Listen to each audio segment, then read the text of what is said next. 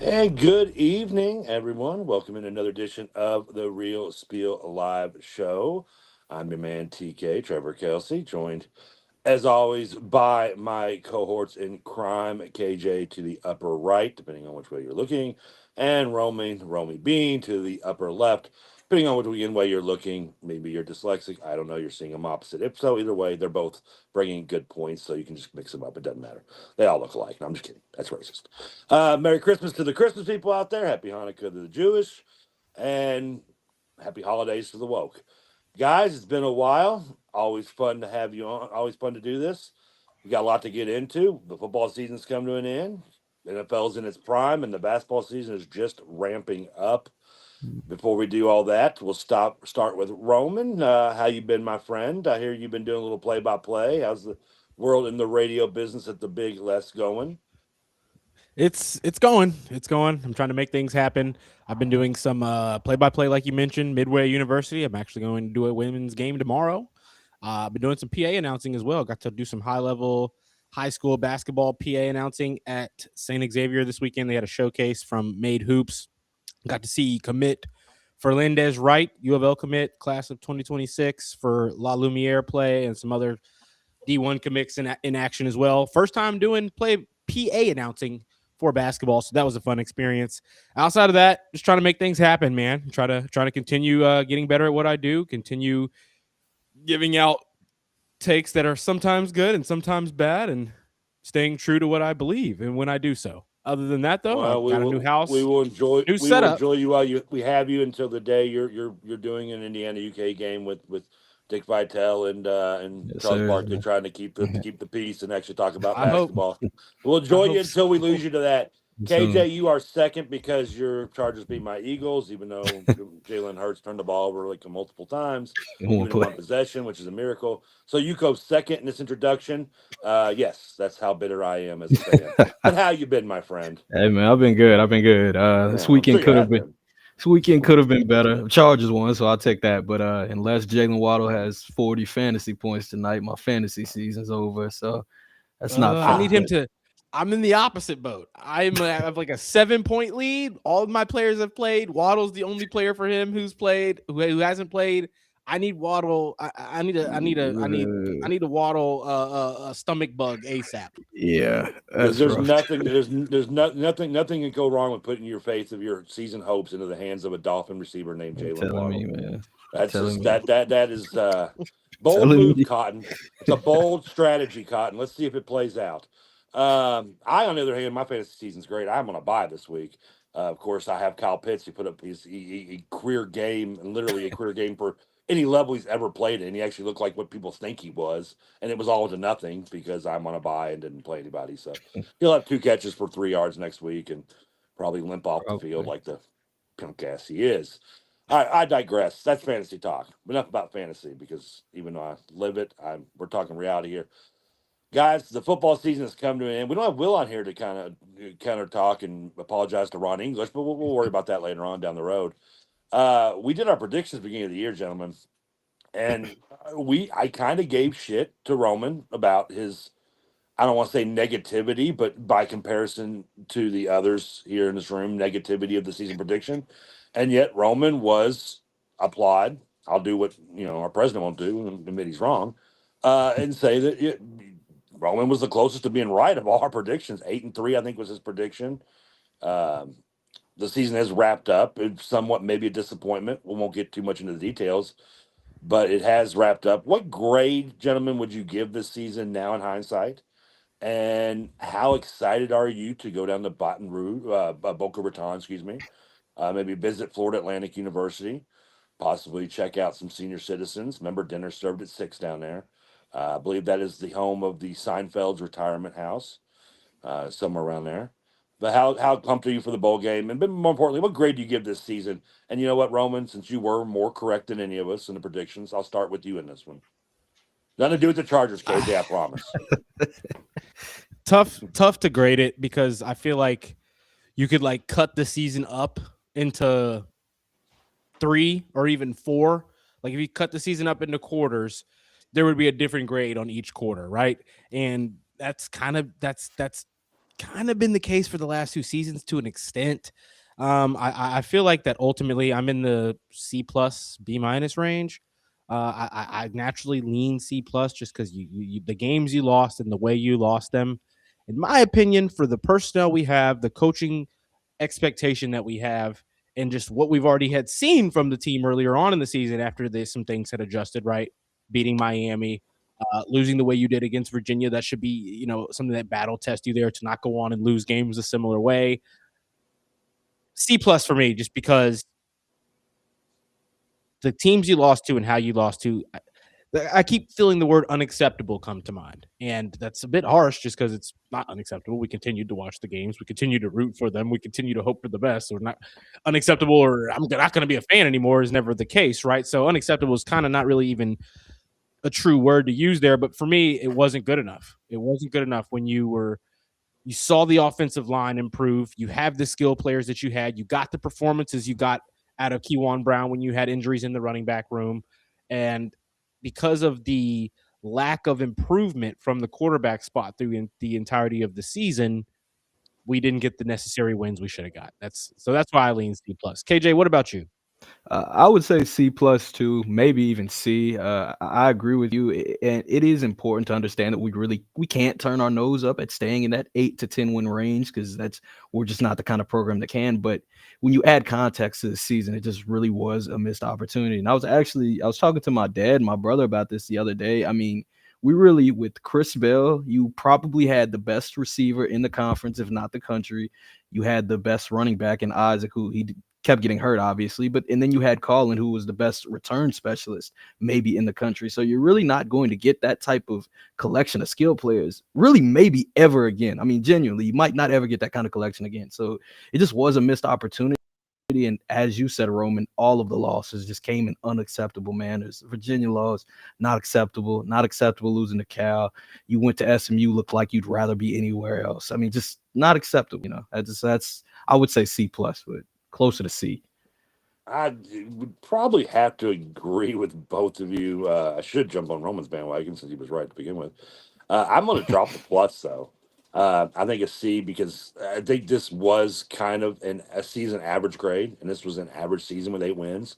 I don't know if I'd lump 8 to 10 together because I think there's a huge difference between 8 and 10. Yeah, Obviously, I yeah, mean the numbers aren't the big gap, but I mean a 10 win season to me is miles ahead better than an 8 win season. And I'm not, and I agree. And I said this after the James Madison game when I did, I think this by myself stream was that, you know, well, first of all, James Madison being in the playoff is a laughing joke. I mean, they got handled by us, and we're a mid-level ACC team. Okay, basic, we're a mid-level ACC team this year, and we handled them. Duke would have blown out James Madison, and they're going to get destroyed in the playoff. But I digress. Um, I said after that game, this is the best this team can be this year, and that was beating a playoff team that didn't even know at the time that this was a 7 or 8 win team. And I just didn't know if that was really where we wanted to be this season. I think we were hoping to be more of a 9-10 win season. And, the big difference is just those little games. You mentioned Virginia, a 50-50 game, or, SMU, which we lost worse than I would like to, but still was kind of a 50-50 game. And in Cal, which was probably shouldn't have been more of a 60-40 game, but we still lost. That's the big. That's the huge. Just that little difference, and having the individual players. I think that's just shows you again how much football is so more of a team sport than your basketball or even baseball for that matter, where you just can't have. Basketball. You say you got the one guy. That's great. You can go farther with one guy, but football. I mean, you've got to have 5 guys on the line. You've got to have a quarterback. You got to have. Yes, the skill position players do impact more, but they don't make the game. And I think, going into this season, I think Braum looked at Moss and thought this line would be a little better. I think he pictured Moss in a perfect scenario being a guy that was just going to play action, sit in the pocket and throw the ball. And when he can sit in the pocket and have time, I think he showed he's a decent quarterback. But that wasn't the situation in Louisville this year. We weren't able to do it. The running game was injured. The line wasn't as good as I think we hoped it would be. And Moss spent most of the time running around for his life, and he wasn't a good quarterback at that point. He's a lesser quarterback because of that, and his decision making, regardless whether he was in the pocket or out, was questionable to begin with, and it came about, and especially in the Virginia game. So yeah, I'd say a C. I think this is a letdown season. Maybe the expectations had a little bit to do with that grade on a curve. It's hard not to be human nature to have look back in hindsight, but I think a flat C would be the grade for this, and hopefully that can be turned around very quickly in today's college football world. The transfer portal will be open.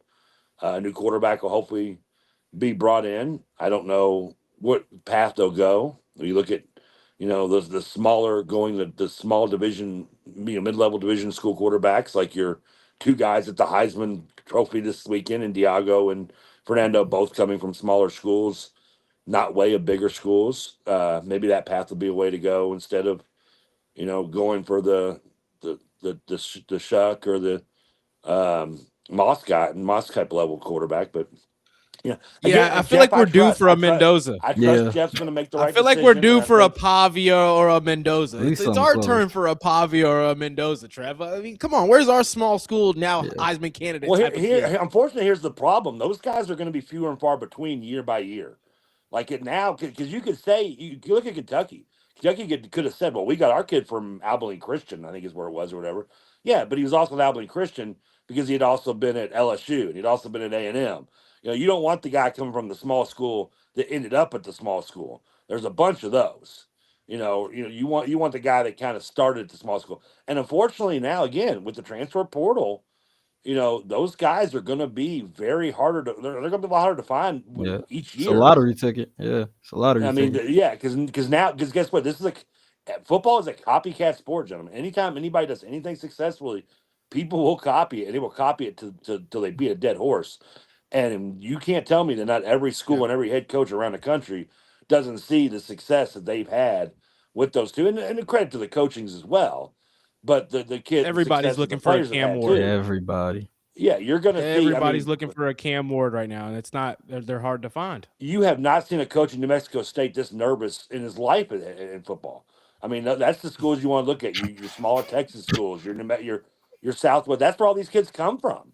You go to UTEP, or you go to Sam Houston, or you mentioned New Mexico State. I mean, those type.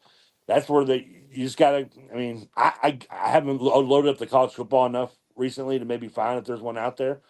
Virginia, look at with Chandler Morris. He came out of North Texas. Yeah. Now he could have probably gone to a bigger school, but he went to North Texas, I think, because his dad was coaching down there at the time.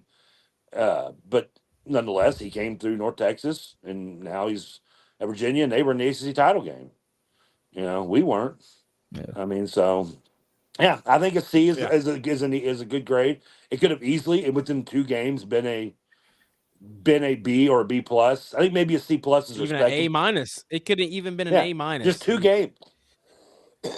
But that's how the ship falls, unfortunately. Yeah, But and you're right. I so think football is behind us, guys, and that only means one thing.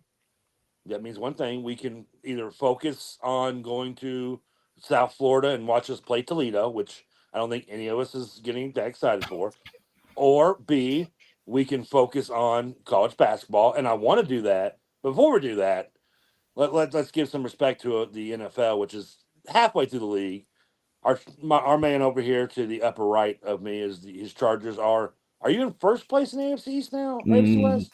No, because the Broncos and they beat the Packers. Oh, they got yeah, a the big one too. Broncos. So they're 12-2. Broncos are overrated. They're number 1 in the conference right now. Yeah, so Broncos are overrated. You got the Broncos. Don't worry about it. They're gonna win the AFC West. They're gonna be better yeah.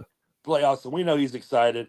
Other man to the left, his NFL team actually got a win. I didn't know in the last couple of years you could actually brag about beating the Panthers. It's kind of like winning a tennis match with the net down, but I guess maybe it's something to brag about. Yeah.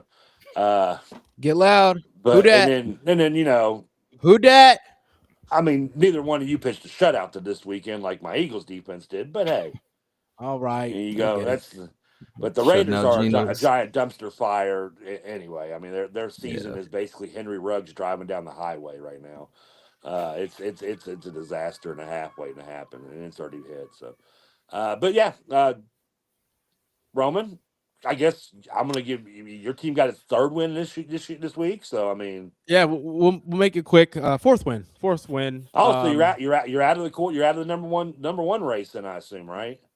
Yeah, unfortunately. Yeah. Which I think it would have been cool to go into that spot again, but not needing a quarterback. I think that's teams that are in potentially the spot to get that kind of pick, or even knowing you're going to get one of those top couple of picks or top few picks and not needing a quarterback is really one of the best spots to be in, I think. But we'll try to keep it quick here because I want to get a couple of KJ's thoughts for this college basketball. Not to mention, let's be honest, you want the Saints to take Arch Manning. I mean, the storyline and the PR and just the butt kissing on internet and everybody at ESPN would lose their mind. Their pants would explode at the amount if of he PR was they good. made. Yeah. Which if he's he not. was good, I would say hell yes. But now you can take him in like the 7th pick. That's still not worth it. 7th round. I don't think 7th pick is worth it. No, he needs another year at college I watched football. Christian Ponder get drafted at 12. Anything's possible, gentlemen. That dude sucked. But ultimately, though, Shuck getting his 2nd win, I mean, it feels great. He looked like one of the better quarterbacks in the league, at least on Sunday. It's the Panthers. Yeah, but the Panthers team that's been feisty this year. The Panthers defense hasn't. I shouldn't say that. It's the Panthers offense that has had some firepower this year. The defense has been really, really shaky this year. But nevertheless, I mean, winning games in the NFL, fellas, as much as we talk here and say things that make it seem like what people are doing in the NFL is just simple, it's tough. It's one of probably the hardest things to just do on the regular season basis for any American league. Obviously, one being there's not a lot of games. But winning one NFL game against even a bad team is not the easy thing to do. And being the leader of that at the quarterback spot is the hardest spot to do that on the field. So the fact that he's gone out there, shown his age, right? Shown that he has all of the experience of at least plays and football and things happening on the field that you need to have as a rookie, which most rookies don't have, right? He in terms of how many snaps he's played in the NFL, Right. he's looking a lot more efficient than most names have looked by X number of snaps in the NFL, right? So when I put it like that, I'm really ecstatic for what I'm seeing. And that's also been a banged up receiving room for quite some Yeah, time now as very true. well. He looks good. If he had a real running back, if we had a true running back threat right now, other than a 46-year-old Kamara and a Devin Neal who maybe I think he's hurt, shouldn't be in the NFL. Exactly. Yeah, Kamara didn't play in the last game. Yeah. but Neil's But hurt too, I he think. even when he's been healthy, I think Yeah, they Neal don't like the got four hurt. Neal was string or banged something. up. He Yeah. He played did. hurt a little. He played. I think I don't know if he came back in or not after he was seeming even more banged up. But if we got a real running back in, which I think we could maybe do in this draft, I like the running backs in this draft. We could do some damage. What do you think, KJ? Though these Chargers, that's been the talk for me. Well, Yeah, I KJ, mean, before you answer that, I think it's hilarious that you're talking about your quarterback with getting the experience and the rookie guy. Now you're going to transition to a guy whose team's quarterback was in the same recruiting class as your yeah, quarterback, sir. and He yet has was been in the backing up Chuck. NFL for like 4 years and started Yeah, multiple that's playoff insane. games. That's insane. Speaking of him, I mean, he's been a key. I mean, I always say, I mean, in the NFL, really, all you need if you have it is a great coach and a great quarterback. We have both, and I mean, Yeah. he's been playing like, I mean, with as bad as Lamar's been this year, as bad as Mahomes has been this year, I would say Josh is probably best in the league right now. But after him, I would go Herbert. I mean, and he ran for I think 67 when we beat the Eagles with he couldn't even. I mean, he was having to go out of shotgun a lot because he broke up his hand and had surgery earlier that day. Yeah. He's just been playing like a cyborg, man. And we got our first round pick back, Omarion Hampton, who he really has been a game changer for us at running back in terms of he can turn those 3rd and 1s and convert them consistently. And so we've had that platform of the run game. But yeah, it's just been cool because I mean, our last 5-game stretch, I was really concerned about because we played Philly. Then we play Kansas City. Then we play the Houston. Then we play Dallas. Then we play the Texans, and we close with the Broncos. So those were 5 teams I was concerned like we just weren't better than period. And we beat the Eagles. We beat the Chiefs. I mean, the Cowboys. I You'll mean, beat that the season's going to Cowboys. hell in a handbasket fast. Then I mean, week 17 or 18, the Broncos probably won't even be playing their starters because they'll have the conference lined up. So I mean, I feel like we could finish with 12, 13 wins. So it's been nice. It's been nice. Texans will be a difficult one because Texas Yeah. defense is nasty, and I mean, They're I don't. legit. Especially When you with the have way two our offensive pass line rushers, like plays. they're pass rushers on those ends with Hunter and Anderson. Yeah, I mean, it's just scary how good, and yeah, they're still young too. I mean, Hunter was yeah, like 19 when he's a rookie. So he's only he's like he's only like in his mid 20s already. So yeah. but anyway, and they're paying for it too because he was a big time free agent. I'm the opposite of what we're kind of chasing this Chargers team. I'm still the same way. I'm about the Eagles team. This is a team that I've said all year will make the playoffs and win the division because the division sucks. We'll probably win a playoff game depending on who we get matched up with him, but I don't see really going into the conference finals. Maybe depending on the cards fall right for them, but it's just this offense just is not as good as it was last year. The defense has been carrying them. I mean, you saw the shutout with them, but it's going to be. I said when they were like 8-0 or whatever, and I said this on this show here that I think it was a mirage that we weren't as good as our record is, and we won't be in the end as good as our record is because we've got, we just saw what we did to the Raiders. We've got Washington twice, who could be one of them could be a close game, but more likely will be 2 blowouts, and then I think the other game we have I think is a scrub team too. I think our end of our schedule is ass, and Yeah, I unless saw It is. Washington already announced they're shutting down. They're not bringing well, Jaden Daniels back. guys, they So made it official now. yeah, They don't need to either. yeah, So that's and true we too. play them. We play and we is in Philly plays them twice this Saturday coming up, and then again in Yeah, the season. So and I can't remember who the middle game is now, but it wasn't somebody that made me scared. It was somebody that maybe I thought could beat us, but I wouldn't be surprised if we still won.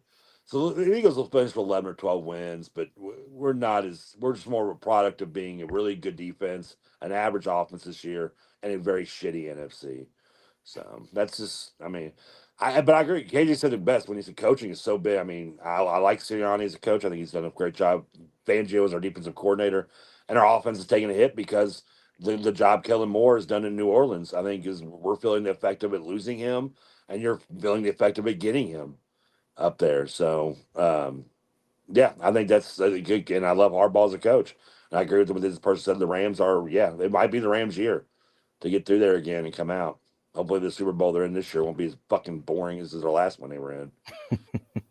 The most boring Super Yeah, Bowl the ever. Rams. That was a 7-3 game, or was it 13-7 or something against the Patriots? Oh yeah, that one. The Yeah, Rams look So good. bad. So When bad. Rams they Kyron look good. Williams is on, Yeah, I when mean, Kyron Williams is on in particular, they're scary. if they're running the Fumbles it too football much. like that, if they're running the football like that, have those two receivers, and you have Matthew Stafford, who so I forgot They're about not him, but maybe that's that. the best quarterback in the league right now. I mean, I don't see how you stop Yeah. that team. Well, I'm the not, problem is they ran. not I sure what shouldn't you say do. they're ran the not going to Phillies lose, but defense. you're not going to stop that offense. Yeah, Yeah. I mean, I Well, don't you know ran what the you Phillies do. defense last year in the playoffs, and it slowed down by the fact that Kyron Williams, you mentioned him, he does have a tendency to fumble the ball. And he had 2 fumbles that were Yeah, He huge in that does. game yeah. against the Eagles last year in the playoffs that resulted in 10 Eagles points. But shoot, I mean, if One was brought back to like the 5-yard line. It was ended up being a touchdown. The other was returned. It resulted in a field goal. So Corum yeah, I looks just mean, as good behind him though. So I mean, even if he I like does, Blake Corum. I picked him yeah, up he in looks. fantasy football liking him, but Kyron Williams can't get injured enough. All right. We do have All to right. shift here, Speaking of what Trevor. KJ Trevor, I did, think we're losing KJ here. So let's shift to his basketball Okay, yeah, I can thoughts tell real you real quick. fast. well, I you want to couldn't have get said those it better into him myself. Yeah, Basketball, before we gentlemen, lose like you him. said, it's basketball time now. NFL's great, perfect, awesome. You're fighting for an 8 seed to take Arch Manning. Me and KJ are fighting for playoff lives. Football is over. We talked about that. It's the heart of basketball. All the focus is on Pat Kelsey begging for people to come to the stadium. Don't joke on it. Everyone's hurting in attendance anyway. I didn't go, so who am I to judge? But the team is roaring. We got Tennessee tomorrow. Memphis recently. We haven't talked. I know since we've had a lot of games, but so if we don't break down a game, I know it's. I'm sorry you want to hear us talk about maybe the loss to Arkansas or whatever, but let's look at the Memphis before Tennessee real quick. And KJ, we'll start with you. I mean, you guys don't remember the Memphis rivalry like I do. I mean, that's where our age is coming in. So this was kind of Yeah. fun for me, but it just as a fan in general. I mean, the fact that Louisville hit 18 threes and the one white dude we have on the team to shoot threes doesn't hit a one of them. I mean, it's got to make you feel warm and tingly like you when you used to climb the rope in gym class, right?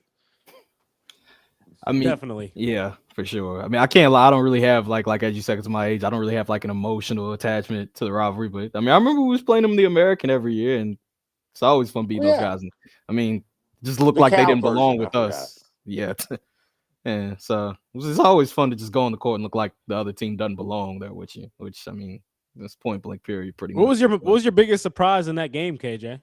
I think the biggest surprise, like we talked about earlier on our running with Roman at 2 o'clock, was just the way Kanai played, and then also just the way we kind of, I mean, they really did try us physically and kind of hit us in the mouth that style. I mean, they were sending like 4 people to the offensive boards at the early on to that game, and just didn't really seem like it even bothered us that much. We didn't fall into doing that on our side of the game. We just kept playing our game. We said, okay, Yeah. y'all want to play like this? We'll do it. We'll play our way and we'll beat you, and that's what they did. Well, I'm glad you brought that up because that is Louisville's one weakness right now is defensive rebounding. Yeah. It was definitely a factor in the Arkansas game. I think it was a factor in the Cincinnati game. They were able to overcome one. You saw some backlash on Hadley, especially in the Arkansas game.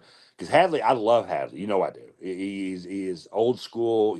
I've compared him to a guy named Mace Custis before. I love the energy he brings.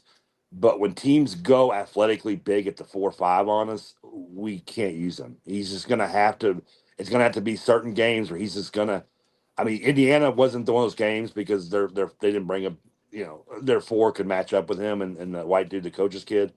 But when you looked at the Arkansas game, it hurt him, and it hurt him in the Memphis game too. I mean, it was overlooked because Louisville hit so In the many first threes, half, it did. Yeah. Memphis is just not that great a team. But it definitely hurt Louisville. I mean, and even when he was in there and Louisville was up big, it was still kind of hurt Louisville at times. I think Kelsey's got it. I think he's going to. I mean, he knows better. You can't be emotional. I mean, you want to play him. He deserves to play. He's a senior, 5th year, 6th year senior. He's been here now 2 years, which is like 8 years in transfer portal world. But in some matchups, and I have to look at the schedule, but in some matchups during games, there's going to be games where he may only have to play 5-10 minutes because and when that's the case, then that's when you need because you can't go through and you can't go Khalifa together. So you need Pryor and you need Roos, who played really well in the Memphis game, and did not play well in the Arkansas game.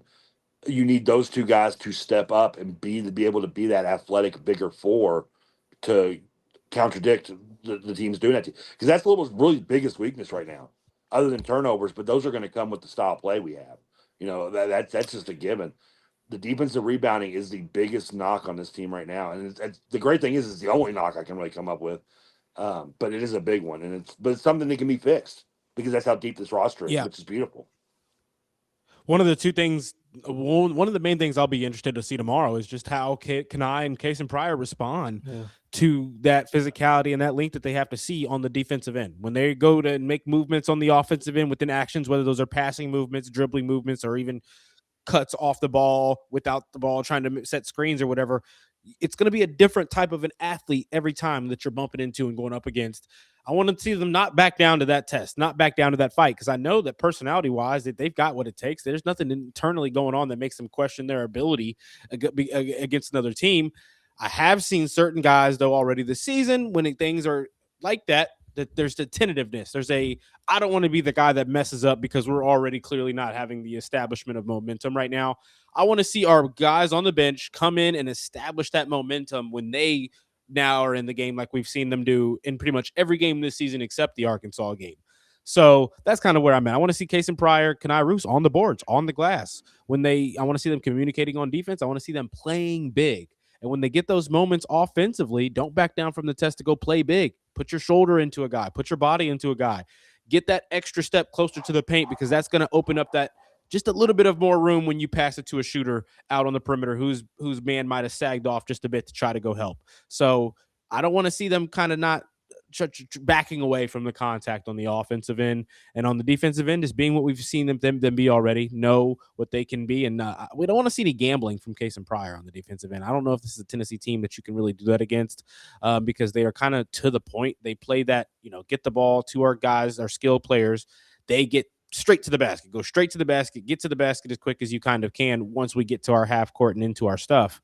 There's not a lot of shooting on this Tennessee team, so there are a couple of routes like that kind of make me feel confident in our ability to go get the job done. But when you've seen how the physicalities looked like it did against Memphis, I feel like that was not necessarily like a turning page or a stepping stone or anything like that, but that's how you want to see us look against a team like Memphis, who has a little bit of physicality, a little bit of length, not overwhelming like an Arkansas or a Tennessee will kind of have the ability to overwhelm you, but we still were able to be patient, and instead of settling for good shots, we still found those great shots against a team that does have a little bit of physicality. KJ, I know we got to get you out of here, so quick predictions for tomorrow based on what you've seen in the last couple of games: Arkansas, Indiana, Memphis. What do you think happens tomorrow? And like Louisville winning and how, or Tennessee winning and how, and then a score prediction on that. And give me a player of the game as well. Yeah, okay, I'll touch on it real quick. And I like how you said, Roman, different routes. I think there are a lot of routes to us winning actually tomorrow than people may think. I was a little earlier today watching Illinois' game against Tennessee. I think it was the 6th of December, so about 9 days ago. And Illinois won. And it was you doing the dirty work, doing the little media work. I like it. They won pretty comfortably. And what I noticed was they kept the game within structure. And what I mean by that is when they were taking the ball down, and Tennessee immediately tried to hit them with some full court pressure, and they were knocking them around to the point where they picked up a couple fouls on the inbound. I think so. They were really like challenging them mentally as well as physically. But Illinois stayed the course. They were running their plays, and that allowed them to get the basket. So I think the big thing for us is if we can beat that initial pressure and take getting knocked around, stay within our sets, move that ball around the arc, I think we'll be good. I think we'll be fine. Illinois does have a guy, Tomislav Ivicic, who they run things through the post. He's 7-footer. We don't have that. I mean, I like Fru. He's obviously not an offensive hub, but I think an advantage we have is Illinois actually didn't really turn the scoring up until the second half. They had 43 points. And what I noticed they were doing was they stopped passing up their initial good looks and just taking those threes, because Tennessee, what they're good at is doing those half closeout and forcing you to second guess those shots. And I don't think that's a problem with us. We lead the entire country in 3-point rate. We get our good looks, we shoot them. I think that's the bottom line cut of it. So if we can get the ball up court, move things around, I think we'll be good. I really do. And I think I noticed something else. Kylan Boswell, their point guard, he's he's not the type of player Mikael Brown is. Obviously, I mean, nobody is, but he's good at unscrewing kind of methodically defenses on that short pick and roll. And when he picked his spots, he could get in that lane against them, honestly, wherever he want, or at least force a foul. So I think Mikael coming off some high screen action is going to be able to get in the lane and create things. And he's a great kick out guy. And so I think we're actually going to have a lot of open threes this game. And I mean, we talked about it. You said, Roman, they don't have shooters. I mean, what they're good at is everybody knows, like your old school basketball coach. What did he tell you when you get offensive rebound? Go straight back up with it. Now that's not even what the spreadsheets say. We don't do that. We like to throw it back out. Tennessee, when they get the offensive rebound, they're going to go back up with it. And I think that's what Illinois. No kick out. There's no kick out on this. And so that's why I don't worry about it that much, because what Illinois was good at is, okay, they were giving up some offensive rebounds, but the second shot's probably pretty easy to defend because it's just going to be a throw up against the backboard against two defenders. So I don't really worry that much about them on the offensive end. And Fru's good in those kind of defensive moments exactly. too. They stay the course. Fru excels defensively in that way. So and Jacob Gillespie, that's a good point there. And Jacob Gillespie is a great player, but he's not Darius Acuff. He's not going to be able to just unscrew us all the time from that high pick and roll. So offensively, I just don't think they have a lot of options to get past. I would say 65, 66, 70. I would say 70 is what I'm maxing them out at. That's where they've been at most games this season. I mean, you tell it to me, somebody's trying to convince you that we can't win this game and the limit is they have to keep us under 70.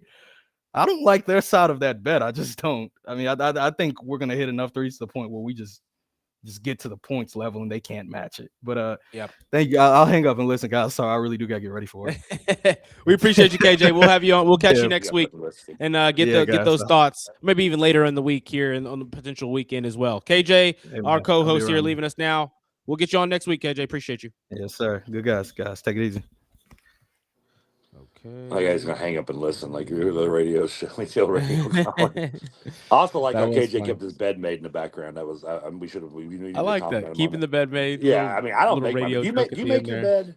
You live with a girl now. Well, I just moved in. Yeah, just moved in with the girlfriend, so I do make the bed. But single life, did you? But we don't do a top sheet. I mean, I didn't do a top sheet in my single life, and I still don't do a top sheet now. We do the one nice thick comforter blanket with this little soft blanket on top of that. So it's a really, really simple. Make the pillow straight, throw that blanket up on there nice, and then put the soft blanket folded up. It's a simple bed make. Don't even know that part. tucking in the second sheet and then tucking in the comforter, and it looks like a hotel Airbnb. I don't think I've ever. I remember my stepmom making me do it once so I could learn how to, but I have never made my bed up professionally or fully like that by choice. I'm a big just one blanket right on top it can dangle over. I'm the same way. I'm a couple pillows, a comforter. And wherever the comforter is when I get out of bed is where it is when I go to bed. Pull the blanket, like when you get to a hotel or something like that or Airbnb, and you have to pull the blanket out like with your feet once you get into it because it's tucked in all the way and your feet can't breathe. I destroy a hotel bed. When I leave the hotel bed, it looks like the pie in American Pie after Jim banged it. Like that's what a hotel bed. The sheets are just swirled everywhere. I mean, they're pulled out of the comforter. I mean, it is a disaster looking thing. I mean, that's what it looks like. Go look at the pie after he's done with it. That's what the sheets look like at a hotel bed when I'm done with it. Sure. I want to go. I digress to the Tennessee thing you brought up, which is you mentioned the physicality of Memphis, and there was. I get where they want to play physical, but they're just a soft team. Memphis is that team built up of the guys that have all the hype but can't come up with it. The Imani Bates team, I guess you could say. Like, which what Bradshaw is, he's on his third team. Hardaway's kid's on his third team. It's his own fucking kid. He's on his third team. They play like I'm the biggest dog in the world, and I'm not going to back down to anybody. Since they were 12 and that's cool, years old. But you're not skilled enough. You just no skill. Yeah, I mean, but you see the flashes now and then from them because they are skilled, but they just don't care, and that's just who Memphis is, and that's kind of Penny is. He just kind of has that laid back look. They're not going to fire him. Listen, Memphis is, if anything, they're going to stay loyal to their players, turn coaches. They held on to Finch for like 25 years, and he went to one Final Four, and outside of that, they were just mediocre at best for so long. But he also was a player there, took him to a championship game as a player there. They love Penny. They'll hold on to him longer than most teams would. But that's not the point. But I'm bringing this in Tennessee. What worries me about the game is the physical thing because in terms of skill level, Louisville is better than Tennessee. I didn't watch the Illinois game myself. I did watch the Houston game where they did win, and I did saw the Kansas game that they lost. And since that Houston win, they've now lost 3 in a row, including Illinois. And I can't remember the game in between. Now they lost 2. It was a decent team, but they lost to Kansas, lost to Illinois, and lost to Syracuse. Syracuse. Yeah, winning that decent, but still, who I've watched Syracuse, and they're an average team. Um, they lost to that game as well, so they are going to be hungry. That worries me. It's on the road. Louisville already has shown that their one really road game did not work out well in Arkansas. Yeah. And it's not only that, but it was an Arkansas team that was very physical with Louisville. And when Louisville gets into half court, if you can slow them down and make them play half court, make us Louisville play half court. If you're going to do that, then you're going to have to be physical and push us out and not let us set up our screen and roll. With depending who's in there. If it's Fru's in there, you're going to run. You want to run the pick and roll and the screen and roll and the down screens with Mikal. And when obviously Cleef's in there, you want to run the high post and the back cuts. 2 different kind of offenses, which is one thing I love about this team. They can really throw you off as a defense. Is that they run almost 2 different styles. Hard to guard. Yeah, it is. Yep. It's very difficult. But the majority of the time you're going to have the Fru in there, Fru crew all the way. And what Arkansas did was they just pushed us out and made it physical. A lot of it to do, with just them just not letting us set up anywhere near the 3-point line. And next thing you know, it's 10 seconds on the shot clock, and you've got to rush. If they can avoid Tennessee doing that, and Tennessee's good at doing that, then that's what Louisville's going to do. If they can't get in transition now, if they can get the game going up and down, fast pace, as KJ mentioned, this is a Tennessee team that's not going to score 70 points on a regular basis. And if you're getting playing up and down, then yeah, then Louisville should win this game and probably win it going away, which would be nice. It's going to matter who controls the tempo. I mean, if Louisville can get it going to more fast pace like they want, I think then Tennessee has no chance. If Louisville is forced to play a half court game, I think they can still beat Tennessee. I think they should still beat Tennessee, even if Tennessee does make them play their style. But it would be it's going to be a tougher game. And it's a game, honestly, I'd almost rather see from Louisville. I know what Louisville can do when we're allowed to play our style against anybody in the country. And I know how good we can be. I like to see games where we're taken out of our comfort zone slightly. And I know we can play half court defense. Obviously, Fru, I think, has improved defensively. I love his use of the vertical jump, Roy Hibbert style. He's looks like he's getting it down very well. I'm very impressed with him. I'm becoming a bigger fan of him every game. I think he brings everything to the team that I hoped James Scott would have developed into bringing to this team. Now that being said, I don't know if you've noticed James Scott's been okay at Ole Miss. He doesn't look like he's really progressed a lot. He's kind of the same player he was, which is maybe a good thing for us to go this way and now say, okay, here's a guy that does a lot of the things we hoped Scott would be doing his junior year. Scott's not, and Fru is, and he's older man, but he's a junior, and he's kind of at that level. So I love what he's bringing. Of course, when Ali comes in, I just love. I mean, watching Ali make passes on the cuts. I mean, to just, and even not that, just his genius ability of when he does the handoff for shooters.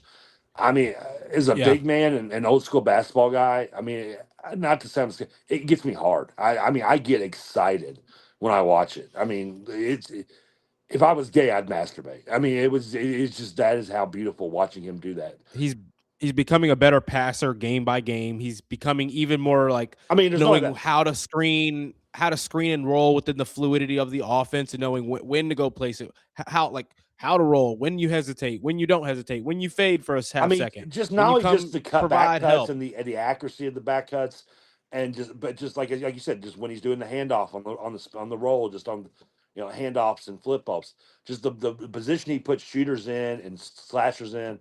Now, all that said, and all that gushing and creaming over him, everything else is below average in his game. He's an average shooter for a big man, which can be okay. Defensively, he is atrocious. To steal a Tim McCarver line, as good as he is the passer, is as bad as he is defensively.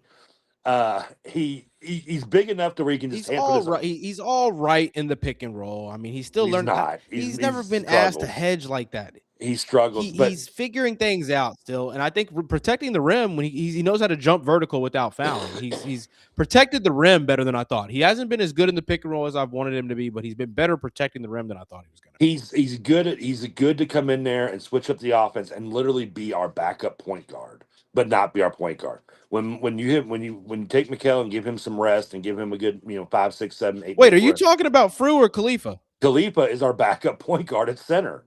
When he can come in the Talking about game and Frew. be I'm the talking kind of the about guy Frew. no, Frew I was talking defensively about is Frew. fine. Yeah, Khalifa defensively is a Khalifa is disaster. terrible defensively. I thought you were saying Frew That's was what I bad meant. defensively. I was As saying good no, as no, no. everything Frew, is, Khalifa. Yeah.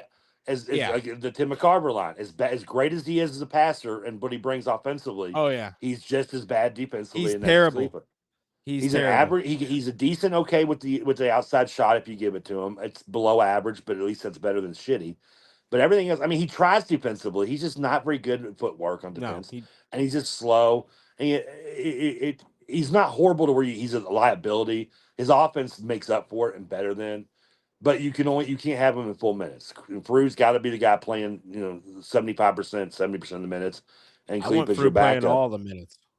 And it's kind of hard to find that, as I mentioned, the big man matchup, because when you have Hadley in there, you can put him with either center. When I think we got to find that kind of that right matchup to Ruth or Pryor, that which one matches up best with Frew and Khalifa. Because when you have to have that type of situation, and you'll do it anyway during any game, but and like I said, certain You games, would the think it Arkansas would be games, Pryor. and this is a game, another one, like I said, would be physical, where you might have to go more minutes with Pryor or Roofs in that 4 spot because Hadley might not be big enough. I gotta look at the right. I mean, I know. I don't think Hadley's plays. big enough. I don't think Khalifa's good enough defensively to play much Does in a this man play game. does Amen to where his name is? He plays a 3, doesn't he? They put him at 3 and the 4. They'll play him at both. Because he's 6'9", right? 6'10". Yeah. I mean, that's not too. That depends. 6'9" is kind of border of how big as Hadley can guard. And it depends on the player though. And Amen's more of a face-up guy, so it might be. You might have more of a situation like a better version of Baba Miller in the Cincinnati game where Hadley couldn't. I mean, he struggled with him because he was too big. He shot over him. He couldn't get it. He couldn't make a. He struggled with his size, and Cincinnati, luckily for us, Baba got hurt, and Cincinnati's offense couldn't do anything after that. And other than that, Cincinnati was a game we could have lost easily because of the way they slowed it down and went big on us and made us play their style. But I'm worried about. I don't get. I'm not worried. I think Louisville is a prediction. I'm going to give it now since I'm in a row. I like Louisville to win the game. I think Louisville wins by around 10 points. Free throws going away a little bit. And if there's an MVP of the game, it's got to be who is the MVP of this team is. I know everybody loves Mikal Brown, and I do too. And I said going into the Kentucky game, we had needed him to have a huge game to beat UK, and he did. But right now, this team will breathe and die as in tournament time around Ryan Cronwell. I mean, that he is the best player on this team. He's the best college basketball player on this team, without a doubt. I mean, I'm crazy because I don't remember thinking that when I watched him when he was at Indiana State with the the white Kareem Abdul-Jabbar guy when they had a hot team and they had getting beaten in the Missouri Valley Conference. He struggled in that game. I remember. What was it? Huh? Avea. What was it? Something. He's at St. Robbie Louis Avea? now. He's at St. Louis and he's a decent player. He followed the coach. With him, I believe. I forget his name. He wore the goggles. He had the white. They call Robbie him Avea or something like that. They call him instead of Kareem, it was Cream, just with CREAM.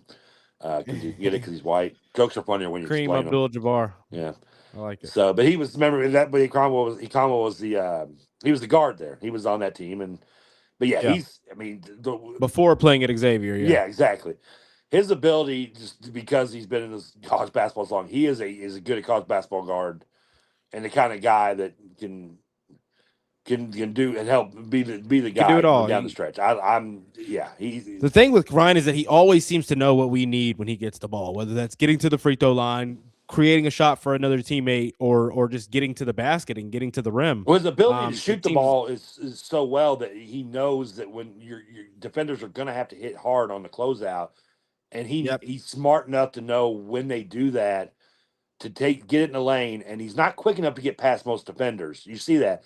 He's but really again, savvy smart, though. He's really savvy. but smart enough to know when you get, at least you have that first step. When they catch up to him halfway to the rim, he does that little bump thing and does the fade back, where you can get an and one. And when you get the defender on their heels, the way Louisville does such a good job of doing offensively, when the defender on his heels, catching up or not, he's smart enough to know to put him in a foul. And that's just something he does really well. And it's just from being in college basketball for long, being a smart player now. It's not gonna work in the pro He's a level, great finisher at the but rim, you great know shooter, his no ability to slouch knock down defensively threes either. and know how to take advantage of it, uh, for the answer to 3-point shooting and the hard cutout closeouts is what makes him such good. And Mikal, obviously the shining star that's going to bloom every now and then. This team is just a very staying healthy.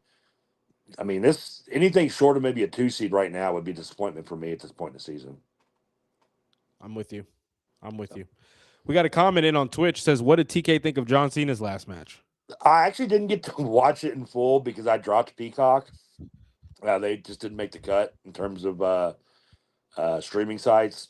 So I did see the clips. I'll say this. My thoughts on it were it was good for his last match. Within 2 years, he'll wrestle again somewhere. It's He'll be W. back. Yeah, Yeah, I that's my mean thing about that. WWE is not gonna do it. But if it was his last match, it was. I don't know. I'm glad he tapped out. You need to go out. You should go out as a lose on a loss. That's the wrestling way. The tap out was kind of cheap. I thought it was kind of poetic that the guy that never gives up would tap out in his last match. But so I did like that. I did like the choice of making it be Walter that does it to him, because it's a big boost to whoever gets that win.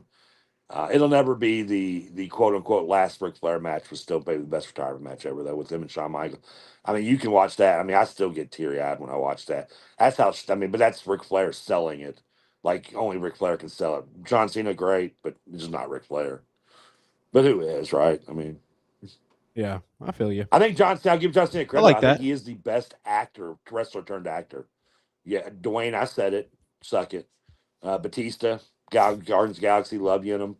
But I think John Cena, from Peacemaker to the comedies he's done, and whether it be large or small roles in them, I think John Cena's. I think he might be the best wrestler turned actor. Then again, though, I think Stand Up he's with good. Muscles starring Hulk Hogan is a very good film. I haven't seen it. You haven't missed much. There's a great scene of a background where a guy throws a dog into the lake, but that's nowhere near there. All right, Trevor. I think that's pretty much wrapped us up for the most part. Have I rambled on You long gave an enough? official prediction. You said Cards by 10 tomorrow. I'm with you on the win spot. I don't think it's by that much. I said Cards by 5 on the radio today at 82-77. So I'll stick with that. 82-77. Give me my Cards. With Ryan Conwell being the predecessor to a great game. I also think Mike Kell has to have a big game.